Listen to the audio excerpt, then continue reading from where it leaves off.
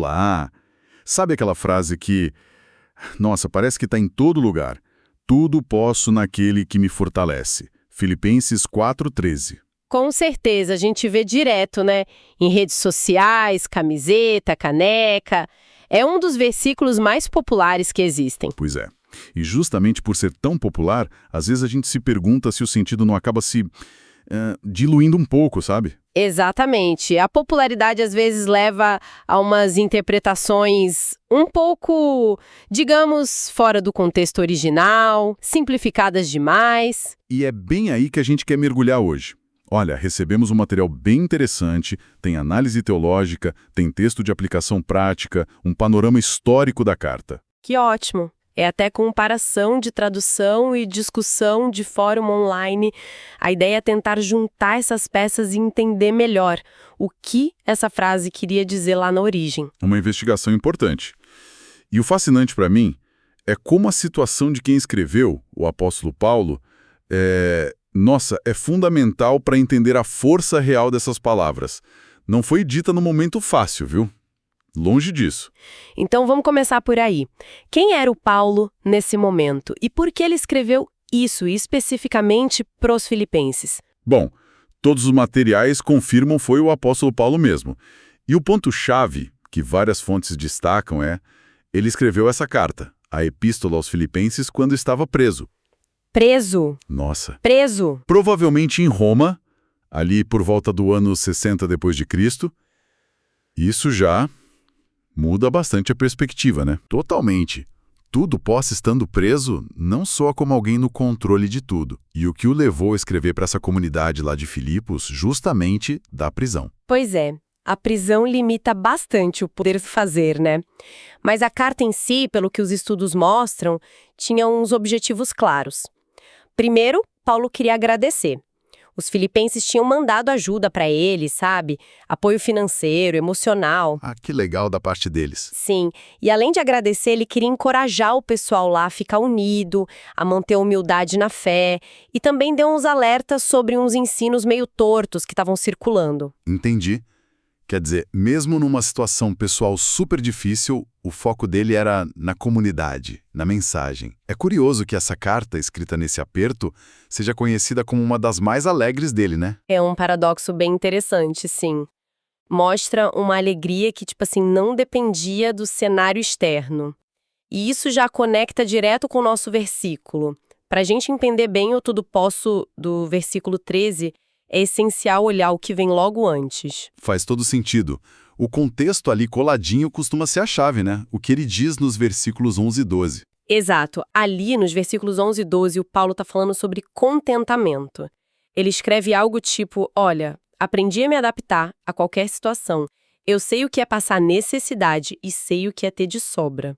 Aprendi o segredo de estar contente em toda e qualquer situação, estando bem alimentado ou com fome, tendo muito ou passando necessidade. Ah! Aí, logo em seguida, vem o tudo posso naquele que me fortalece. Nossa, então não é uma frase solta sobre ter superpoderes. Ela vem depois dele falar que aprendeu a estar contente, a se virar em qualquer cenário, bom ou ruim. Exatamente. O versículo 13 é a explicação de como ele consegue viver assim, com esse contentamento adaptável. É a fonte dessa capacidade. Isso bate de frente com o uso que a gente mais vê por aí, né? Quase como um cheque em branco para conseguir o que quiser. Ah, tudo posso, então vou passar naquele concurso, vou comprar aquela casa. Exatamente. Essa leitura de poder ilimitado para realizar desejos pessoais é o que várias das fontes que a gente viu, tipo Ibratel, Biblion, o Projeto Louvai, apontam como um desvio do sentido original. Um desvio, né? Sim. Usar o versículo para justificar uma compra impossível, por exemplo, ou como garantia de sucesso num projeto, é considerado tirar o texto do lugar dele. Uma das fontes até critica a ideia de que significaria posso fazer qualquer coisa, até pecar, o que seria um absurdo completo. Tá, então se o tudo não é qualquer coisa que eu queira, o que ele significa de verdade, pensando nesse contexto da prisão, do contentamento que ele falou antes. O tudo, nesse contexto, se refere exatamente às circunstâncias que o Paulo acabou de listar. Ter muito, ter pouco, estar satisfeito, passar fome. A capacidade de enfrentar, de suportar todas essas situações. Enfrentar e suportar. Isso.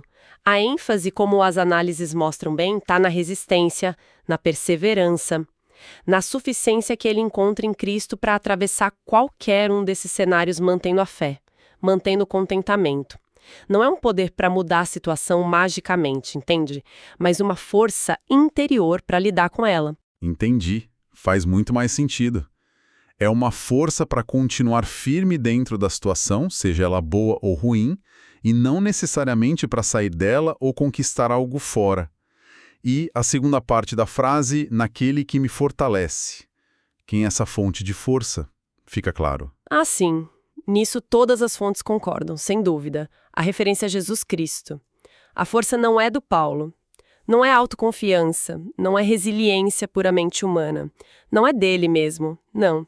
É um poder que vem de fora, um poder divino que Cristo dá para ele, que o sustenta. Várias fontes, incluindo um comentário num fórum online que a gente recebeu e um devocional, batem nessa tecla da dependência.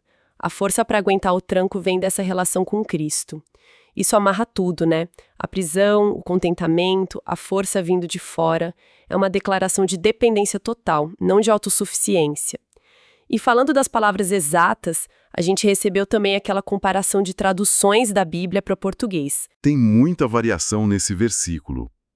Alguma que mude o sentido? Olha, é interessante ver as nuances, muitas traduções bem conhecidas, tipo a NVI, a Almeida Revista Atualizada, a Nova Almeida Atualizada, elas usam frases bem parecidas com tudo posso naquele que me fortalece ou posso todas as coisas. O padrão, né? Isso, mas algumas outras versões tentam deixar o sentido do contexto mais explícito. A nova tradução na linguagem de hoje, a NTLH, por exemplo, ela traduz assim: com a força que Cristo me dá, posso enfrentar qualquer situação, viu? Ela já direciona mais para o enfrentamento de situações. Bem direto ao ponto do que a gente está falando. Exato. Tem outra, a Nova Bíblia Viva, que diz: eu posso fazer todas as coisas que Deus me pede com a força que Cristo me dá. Essa já traz a ideia de alinhar com a vontade de Deus, né? Interessante esse acréscimo. E tem até a mensagem, que é uma paráfrase, ou seja, reescreve com uma linguagem mais livre, mais de hoje. Ela diz algo como: posso fazer qualquer coisa por meio daquele que faz de mim o que sou. Essas variações, principalmente a da NTLH, falando de enfrentar qualquer situação, parecem que reforçam mesmo essa interpretação de resistência que a gente está discutindo. Sim, ajudam a clarear esse lado. Mas o ponto principal que sai da comparação e das análises é que, apesar dessas pequenas diferenças nas palavras, o entendimento central do versículo depende mais do contexto da carta toda, dos versículos ali em volta. Do quadro geral. Isso, do quadro geral, do que de uma palavrinha específica na tradução. O coração da mensagem, sobre a suficiência que vem de Cristo para encarar as circunstâncias, continua ali, firme. Certo. Então, vamos trazer isso para a prática. Se o versículo não é uma garantia de que tudo vai dar certo, ou de que a gente não vai ter problema, qual é a aplicação real dele no nosso dia a dia? Como que essa compreensão muda o jeito de olhar para essa frase? Olha, eu acho que a aplicação principal é uma mudança de foco, sabe? Em vez de usar o versículo como, sei lá, um amuleto para ter sucesso, ele vira uma fonte de força justamente quando as coisas não dão certo. Ou até quando dão certo, para que a nossa alegria, o nosso contentamento não dependa só do resultado positivo. Interessante isso. Como várias fontes apontam a paz, a suficiência que o Paulo descreve, ela vem da conexão com Cristo, não do fato do cenário externo estar favorável. É achar força na dificuldade e não necessariamente uma força para eliminar a dificuldade. Lembro de um dos textos que a gente leu da Canção Nova, que falava que isso não é um caminho fácil, né? Que exige preparo, exige luta. Exatamente. Essa fonte faz uma conexão bem legal do tudo posso com a necessidade de um esforço nosso, ativo. Não é uma força que a gente só recebe passivamente. Pede preparo, pede saber esperar, sacrifício diário, lutar contra aquilo que prende a gente, tipo vícios, maus hábitos. Não é mágica. Não é mágica. A força que vem de Cristo, ela capacita a nossa vontade para dizer sim para o que é bom e não para o que destrói, mas exige a nossa parte, sabe? Nossa decisão, nosso esforço. Outra fonte, o Projeto Louvai, também fala disso. Deus fortalece, mas espera que a gente use essa força com sabedoria, com trabalho. Quer dizer, não é só receber a força, é direcioná-la de forma ativa e consciente. E aquela discussão online que a gente viu, no Reddit, o foco era muito no encorajamento, né? Isso, a perspectiva ali era bem voltada para como, através de Cristo, a pessoa encontra capacidade para superar obstáculos, para enfrentar os desafios da vida com mais coragem, com resiliência, encontrando força mesmo quando se sente fraca. O que é super válido também. Super válido e inspirador, desde que a gente mantenha essa compreensão de que essa superação está ligada à perseverança, à fidelidade no meio do desafio e não necessariamente à ideia de que o problema vai sumir num passe de mágica. E um dos materiais, aquele devocional diário, ia até além da explicação, né? Propôs umas perguntas bem práticas para a gente pensar. Verdade. Quais era mesmo? Onde, na minha vida hoje, eu mais preciso dessa força que vem de Deus? Será que tem algo me impedindo de confiar nela de verdade? Como eu posso aplicar isso nos meus relacionamentos, no trabalho, diante das minhas preocupações? E qual é a diferença real entre eu agir confiando só na minha capacidade e agir confiando nessa força que Cristo oferece? São perguntas que ajudam a trazer a mensagem para dentro, né? Com certeza. Nossa, a gente explorou bastante coisa hoje sobre Filipenses 4:13, hein? Saímos daquela imagem popular de um poder quase sem limites para fazer o que a gente quer. Que é a mais comum, né? Encontrar suficiência em Cristo, não importa a situação lá fora. Uma mensagem, uau, de uma força incrível, ainda mais pensando que foi escrita por alguém numa prisão. E se a gente conecta todos esses pontos das fontes, o quadro que surge é esse. Uma força que não ignora as dificuldades da vida, mas que oferece um recurso interno para a gente conseguir atravessar essas dificuldades. Não é evitar os vales, mas ter a mesma base de fé, um mesmo contentamento, tanto no vale quanto lá no topo da montanha. A verdadeira força, pelo que essas análises todas indicam, está nessa conexão, nessa dependência de Cristo. Fica muito claro o quanto o contexto é rei, né? Pegar um pedacinho de texto isolado pode levar a gente para um lugar bem diferente da intenção original, totalmente. E essa compreensão mais aprofundada, naturalmente, faz a gente pensar nas implicações para a nossa vida, né? Exato. E com base nisso tudo que a gente conversou, acho que fica uma reflexão final para o pessoal que está ouvindo.